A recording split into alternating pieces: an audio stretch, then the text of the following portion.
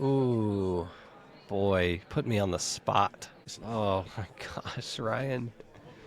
Oh my goodness. Ryan, where do you get these questions? Ooh. I don't usually want people to ask me any questions. You're listening to the AV-IT Amplifier. Each week, we'll feature voices and ideas that need to be amplified in the higher education and pro AV IT communities. This show is brought to you by higheredav.com. And now here's your host, Ryan Gray. Well, hello, everybody. Thank you for pushing the button either on YouTube or on your podcast app or wherever it was that said the AV-IT Amplifier. If it is Wednesday, your feed has been refreshed, and this Wednesday is no exception. And it's a good time to remind you the AV-IT Amplifier is part of the higher ed AV media, let's say, family of content, or some other name that we haven't quite figured out yet. But we are back for week 2 with my friend, and now your friend, if you didn't already know him, Mr. Atkins Fleming. Would you remind everybody who you are and what you do? Sure, happy to be here, Ryan. Atkins Fleming. I'm the Assistant Director for Learning Spaces at Texas State University. Also serve as the Treasurer for HETMA. And I'm telling you, if you haven't heard last week, stop now and go back and listen, because you will learn more about a part of HETMA that I think people don't really know as much about. And I appreciate you sharing with it. It was peeled fun. back the curtain, right? Exactly. Yeah. Exactly. If you're one of those people that's like, oh, behind the scenes, X, Y, and Z, like, he just told you all of it. You know what I'm saying? So there you go. Okay. I have a list of questions. Okay. Don't be afraid. They're not that hard. It's going to be fine. Sounds good. This is an interesting one for you, and I thought about it when I knew this is. So if you couldn't work in technology or higher education, what is something you know you would definitely want to do, or something you definitely would not want to do?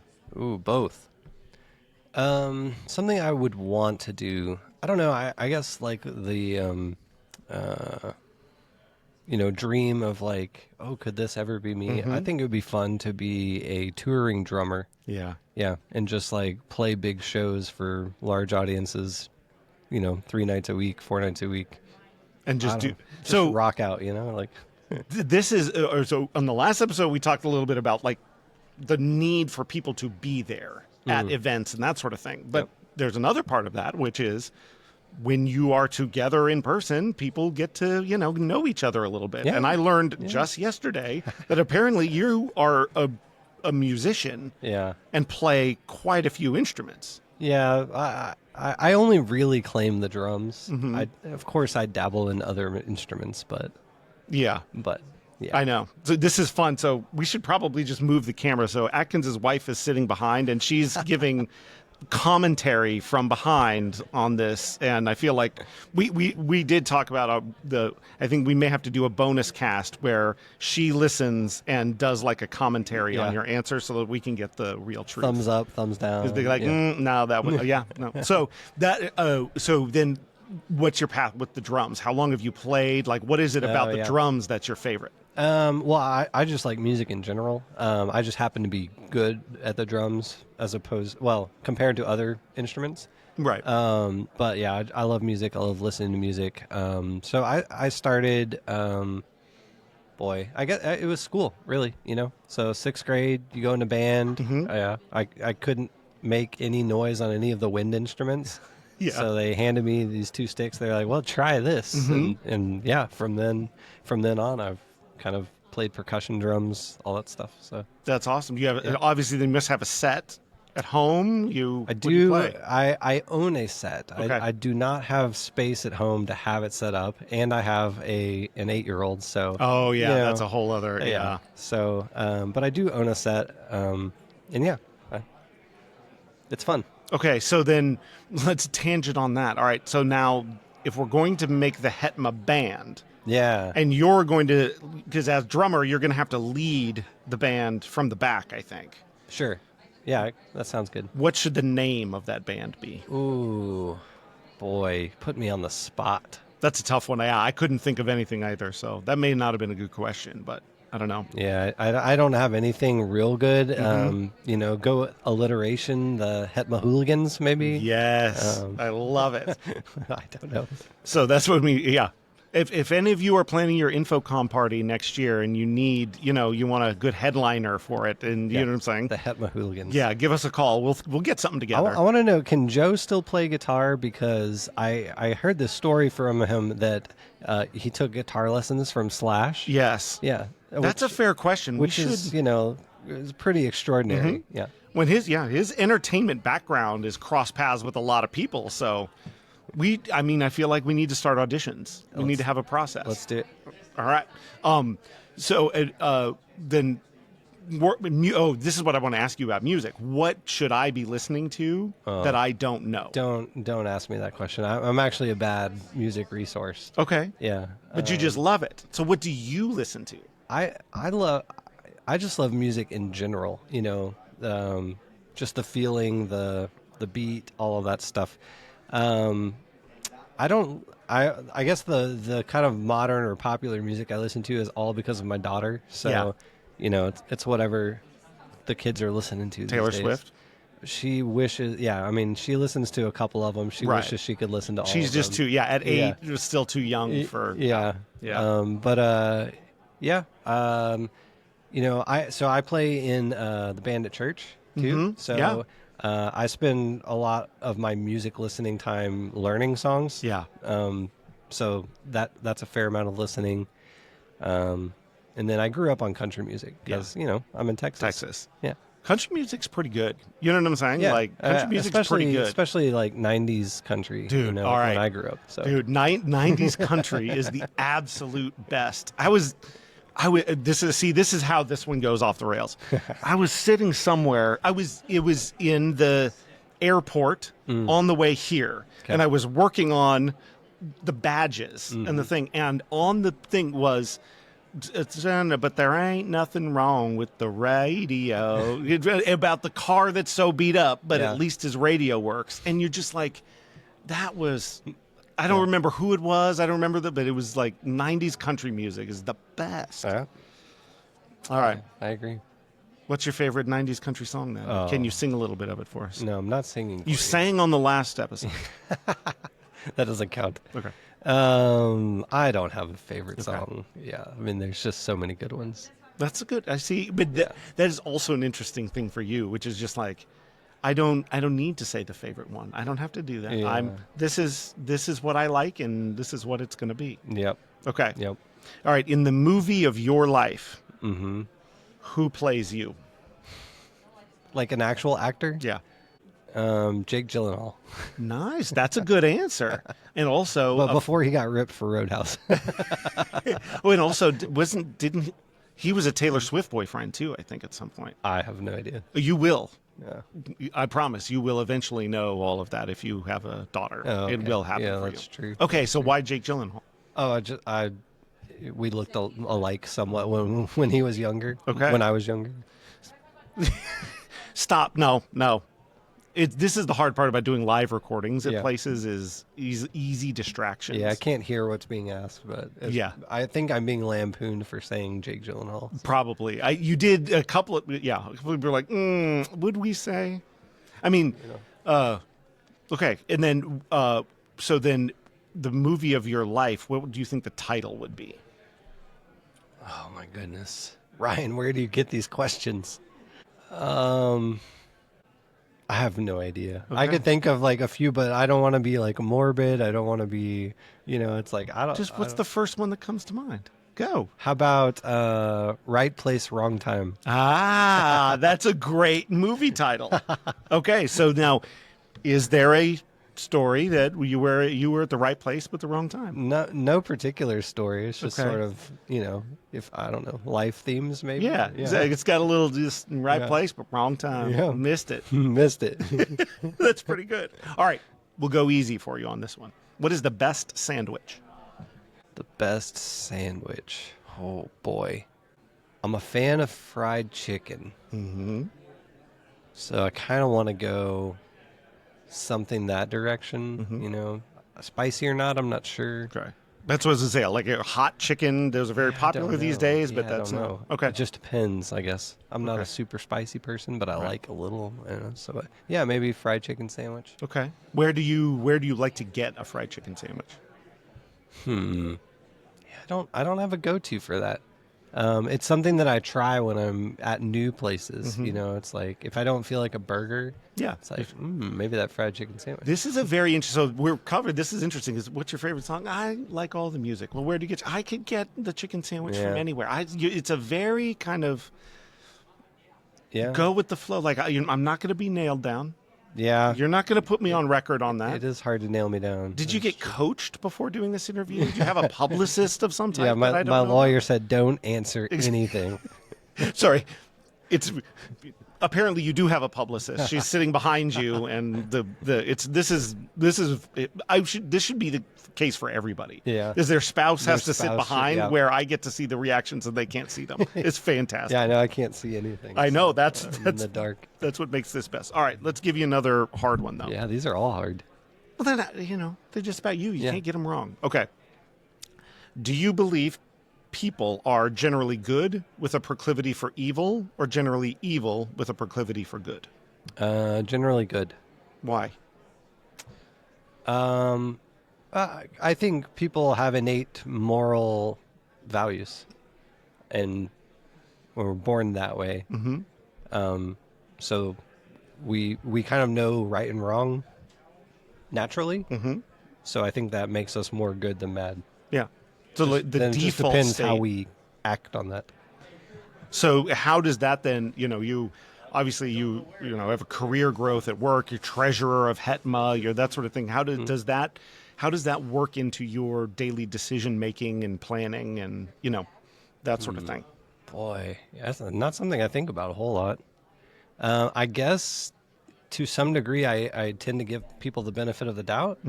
So if there's something questionable, I tend to lean towards, well, maybe they didn't know or they didn't realize that, or let me check in and see, rather than just like, oh, they're scamming the system or they're cheating or they're, whatever. Yeah. And I would say that is a really interesting trait for treasurer. And we've done some of this in the past, which was we need to go through and figure out what all these charges or something like that were. Right. And that happens. But you are going to start from a place of what is the correct, how is this appropriate versus anything I see that I don't understand or that I don't immediately know, crack the whip or, make judgment on it. I'm glad you see it that way, Ryan, because I hope it comes across that way. In fact, I was literally telling somebody this the other day when it was about, it's the same thing when we're traveling and it's, there's a dinner or whatever. But it's all people who basically are here working, but we're not paying them to work. Right. So we would literally this is meal in lieu of payment for labor. And if that's illegal, it's not what I actually mean. But, and it was oh, well, will Atkins think X, Y, and Z? And the answer is no, if you're doing the right thing, that's what he wants us to do. Yeah. So it 100% comes across that way. Well, good. So I'm glad to hear that. Think about that. So my question of, do you feel like you have the influence on this and that? The way you have gone about what you do continues to influence the decision-making of people, even if they don't know it. Yeah. You know what I'm saying? No, that's good. That's the right kind of influence. And I don't say this one bit to toot my own horn, but I still recall when I first threw my hat in the ring for treasurer. I didn't really, know Joe very much. Right. I'd met him before. And I think he asked me a couple questions. And I believe one of those was along the lines of, why would you be good at this or whatever? And one of my answers was I have integrity. Yeah. And so I'm not gonna, I'm not gonna scam the system. I'm not gonna cheat. I'm not gonna steal money. I'm not gonna turn a blind eye. I'm not gonna, it's I'm gonna do what the right thing is to the best of my ability. Yeah. So. And I think that, but I think a lot of people are like that. To answer your other question, are people innately good or bad? I think that's the default for most people. Agreed. Is that they're going to do the right thing. And I think when you have a community of people that are doing that, it's contagious. Yeah, yeah, and unfortunately, it's contagious the other way. Correct. Too. As soon as and we see this, you manage people, right? Mm-hmm. Oh yeah. So, and I'm not saying not well, but the org chart says I do. The org chart says you do. I'm definitely not saying this about any of the people I manage if they're listening. But it's easy, like, if I don't claim some time that I took off. Yeah. Right. Like, Yeah. no one's going to know that. No harm, no foul. But then, what if one of my direct reports wants to do the same thing? And I'm like, well, I did it, so I'm not going to call them on it. And so they do it. And then, someone else does it. And then, a few months down the road, like, no one's claiming their time appropriately, which means we're all cheating the state of Texas. Yeah. and then you end up in a place of like, oh, well, now, like, there has to be an oversight thing or whatever. You have to start gatekeeping. You have to start spending a lot of time. It'll swing too far the other direction. You're like, oh, I should have never done this to begin with. And then, and now you're spending your time ensuring just the honesty of people around. Right. People who would never have done it on their own. It's just that they saw other people doing it and whatever. Like, it's an interesting. Contagious. Yeah. We're a group of us at Yavapai College. We're going to a conference with the president, and the pre-work is to go through a book by Simon Sinek, the Infinite Mindset. Okay. And he talks about it in a number of ones, and I'm trying to remember his phrase for it, but it's basically like a institutional slippage of morality. Yeah. And it goes to exactly what you're talking about, which is it starts with just a small thing, and then that becomes the norm. But then the insidious part is then it becomes a requirement, because the people who are willing to do the little underhanded thing get ahead. Yeah. And so then the people who don't want to do it have to do it. Yeah. So that's true. It's a very lead by example thing. Yeah. Yeah. No, it's a slippery slope for sure. But to your credit, like, we could do that, like, the culture of the organization follows your lead on that. I can tell, like, you can see it in, people want to do the right thing, and they want to, but also, if there's something that's not understood, we go find the explanation for it rather than. So, thank you for that. Well, you're welcome. I like it. I'm glad to hear that. All right. What is the most used app on your phone? HETMA. Wow, and it's brand new. It's brand new. Yeah. Bright green app. If you don't have it yet, go download it. Heck yeah. Outside of that, what do I click on? I mean, is that your most used one? Just because, like, you're on it, you're on your phone. Like, is that how you interact with the thing the most? It is how I interact with it a lot. In some ways, the phone app is easier or better than the web. The browser. Browser. But what else? What else do I use my phone? I try to not be on my phone too much. So, podcast app, I listen while I drive all the time. Nice. So I guess that gets a lot of play. Cool. But I think that's pretty common too. Like, I mean, everybody's got one. But, that's true. I'm on one right now. I know. That's what I'm saying. As a middle-aged man, I think what the requirement is, you either have to pick up smoking meats, start a podcast, or something. I can't remember the third one that just like maybe golf. Does that count? Yeah, one of the it's something you're going to take way too seriously, and then it's going to eventually take you over. So, okay, is there anybody that I haven't asked this one of people in a while, but you might be. Did you do an impression of, or that you like to do the voice of? No. That got a giggle from the back too. That was great. What's going on? Maybe there's one I'm not thinking of. Then we'll put it this way. How long have you been in Texas? My whole life. You do not, and again, this is don't sound like you're from Texas. Yeah. So Central Texas doesn't have an accent. Doesn't do that. Yeah. And kind of Midwest Texas has an accent, but it's different from East Texas. Which is different from South Texas. So, and that's like, Texas is huge. It's huge. Yeah.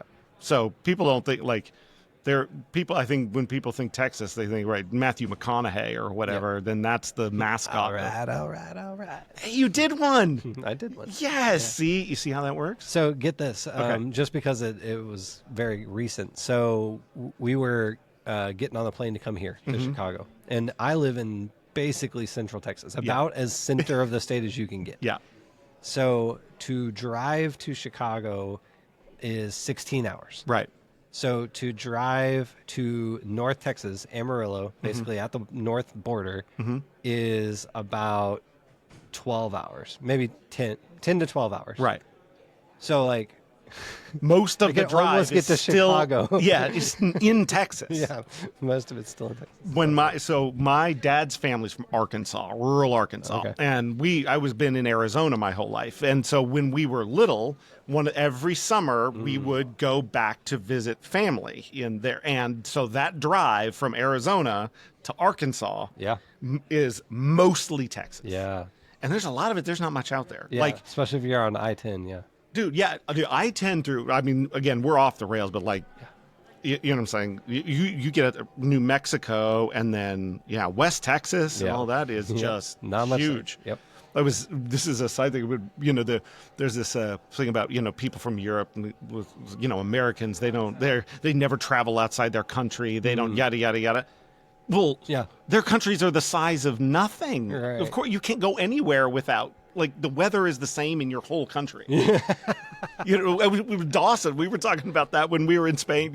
Just like, of course, because that's true. if you're going to just drive through Europe, you're going to cross countries. You drive through Texas for a day and a half. You can. Okay. That's true. So then, and this is on my own, so where do you fly from then when you're leaving Texas? I'm fortunate because I'm right in between Austin and San Antonio. So I have two equal options. Got it. And I find the best or cheapest flights.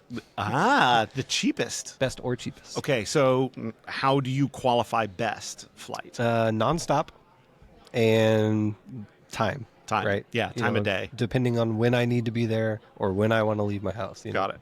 Yeah. Do you, just because do you try and time it to where, like, okay, I need to be there at X, so I'm going to time to be there for that. Mm-hmm. And that's efficient? Is efficiency closing the time gap, or does that make you anxious? Like, if there's a delay, I might be late. I don't know. I guess I don't look at that too much. Okay. I guess I'm usually going into an event like day before. Yeah. So that doesn't come up a whole lot. I'm the same way. Like, it's a little thing, but we were this thing that we're doing at my work, and it's in Jacksonville. And there's a whole chunk of people that are literally, their plan is to like meet on campus at like 3 a.m. to get down to Phoenix, to get on a plane, to get to Jacksonville, where you're losing 3 hours on the day of. I'm like, you're out of your mind to do that. Yeah. I'll go the day before, and I'll be on a campus visit somewhere before they. I try to do that too. Nice. Okay, look at us. We're cruising along. We're doing great. Here's a question. Actually, you won't answer this question. Probably not. Okay, let's try. I don't even know what it is, but no, I'm not going to answer. Who's someone you're jealous of? Ooh. I mean, I don't have a good answer for that. That's what I'm saying. Like, you feel like the person that has the sort of self-awareness and self-whatever, that kind of feeling of. Yeah. I think I want what most of us want, which is to have enough money, don't really have to work. Yeah. Right? Don't we kind of all want that? Yeah. So I suppose I'm, you could say I'm jealous of the person that has that, but I don't have a specific person in mind. But right. Yeah, I mean, I would love to wake up every day and work on the things that I am passionate about and want to do, and aren't because an employer is telling me to do them. Right. Sure. Yeah, I would love that life. Okay, so then what? All right. So probably playing some drums. Sure, music could be obviously part of it. still being the HETMA treasurer. Yeah. So so what else would you be doing then? I don't know. I feel like I would want to get involved in humanitarian stuff, or just making a difference, like a true difference in people's lives, improving their quality of life. Yeah, that type of stuff. So do you know your retirement countdown number? No, I don't. It's too far off. Yeah, and there's too many. If this, then this. Yeah. Yeah. No, it's interesting. And it's depressingly far off, so I try not to think about it. Yeah, it's not enough. I'm the same way with people like, oh, well, if you could do anything every day, what would you do? And most people are like, well, I don't know. I know I can't, and it's kind of too hard. It's too painful to think about all the things I wish I could be doing. So Right. I don't know. All right. Yeah. I think you'll be good at retirement. I hope so. Yeah. Yeah. Okay. The last 3 questions are the same for everybody. Okay. Third to last question. Mm-hmm. What is a question that you wish people would ask you, but they never do? Oh, are you going to ask me? No, in all fairness, sometimes people just answer. They say the question and then they answer it, and sometimes they don't. That's hilarious. I don't usually want people to ask me any questions, so that's an okay answer to that. Is it? Why? I don't know. I don't talk about myself a whole lot, I suppose. So now you've got me in a catch-22 because you don't want to be asked questions. But I'm on a podcast and I say, why? Questions. And you're like, I don't really want to answer that. Okay, fine. Then I need to know this. I am 100% sure I've never been on a Zoom call with you when you have not had the exact same fake background. What's going on with that? What's going on with that? Like, are you afraid that people are going to pick details out of the background of something? I mean, I'm a creature of habit, for one thing. Mm-hmm. And I rarely ever change my Zoom background anyways. Mm-hmm. So I think the last time I changed it was like the HETMA virtual conference where we needed to use a specific background. Mm-hmm. We were trying to brand it. I changed it for that. Uh-huh. And then the next day when I opened Zoom, I changed it back. Okay. So how painful was that choice to actually go in and make that change? It wasn't painful. It wasn't painful. No. And yeah, I don't know. I also like, I use that specific background because it represents my university, but it also represents what I do because you see a classroom. Right. And it also represents our, quality of work because that's a classroom we built. Yeah. So it's kind of like all of that wrapped into one. Nice. And I like the fact that if I sit just right, it looks like I'm actually in the room. I agree. Yeah, and that gets people all the time. They're like, oh, I thought you were in that classroom. I know. No, that's what I'm saying. Like you're right. Like the light of the photo and how you are, like, because lighting gives people away all the time. Mm-hmm. But yeah, it's definitely. There are times where it's set up that way. And that was just a happy accident. I didn't like take 20 angles and find the perfect one. Dial that in. Okay. No. All right, well, that's a good third to last substitute question. But I'm saying, like, I think I don't really feel the need for people to ask me a lot of questions is an answer to that question. Yeah. I don't think I've gotten that answer to that question yet either, which is kind of cool. What do people say they wish they were asked? Yeah. Like, who wants to be asked questions? Exactly. The number one answer to that question is, how are you? And really want to know the answer. That's 100%. That's the most common one. That's way too. What's the emotional intelligence? What's the word? EQ? Yeah. Is that am I using that right? Yes. Emotional intelligence, and then I think EQ is like IQ, but emotional IQ. Right. Yeah. That's kind of yeah. So that's far too much of that for me. Yeah. You're just like no, I don't. I'm good. You're good. Yep. This is a roll. Yeah. That's really good. Okay. I mean, it begs the question. Now we're going to go over time, but it begs the question. Like, now is when we should get your wife in here to be like, so how do you? If you, she'll probably agree with that. No, I know. So let's not do that. Okay, but that's okay. But that's the most common answer. Yeah, and that makes sense. A lot of people, I wish, especially in professional settings, I wish people asked more like about my kids or asked saying, I'm open to talking about me, but in the work mode, people feel like it's off limits or whatever, or there's different layers of that. Those all make sense, and I don't care for any people to ask any of those things. So that's why I didn't have a good answer. I know. This is why I was like, Atkins is going to be this would be my only chance to ever actually ask questions where he might have to answer them. So I appreciate you putting up with that. Yeah. Troy's got a look on his face like something's going on. Okay, no, I think we're good. Okay, second to last question. Okay. If people wanted to connect with you after the show or find out more about you and what you do, how would they go about doing that? Work email is a great way to get hold of me. I read them all, even the spam ones. Mm-hmm. Atkins. Did you hear that, everybody? Yeah. Sign him up for spam. Oh, after Infocom, you know. Oh, my gosh. The gates are open. It's Atkins at txstate.edu. So that's the best place to find me. There you go. Reach out and find Atkins. Yep. Deal. Okay, last question. Mm-hmm. The old-time newscasters used to have a way they would like close their show with a phrase like a sign-off line. yeah, good night and good luck or Right. whatever. What is your drop the mic sign-off phrase? Oh, my gosh, Ryan. Actually, oh my gosh, Ryan's not bad. Just kidding. Oh my gosh, Ryan. End this cut. experience with oh my gosh, Ryan. Well, I think on my emails, on my out of office anyways, not my actual emails that I write, I say thanks and have a great day. Thank you for listening to the AV IT Amplifier. Join us again for next week's episode when we'll welcome a new guest who you'll want to hear from. We promise. Your host has been Ryan Gray. He's on the tweeters at Ryan_A_Gray, or find him on LinkedIn to connect. Please subscribe and give the show a rating and review wherever you get your podcasts. This show is brought to you by higheredav.com. The views expressed here are not necessarily those of our respective institutions, employers, or sponsors. Everyone hang in there, go easy, and we'll be back next week.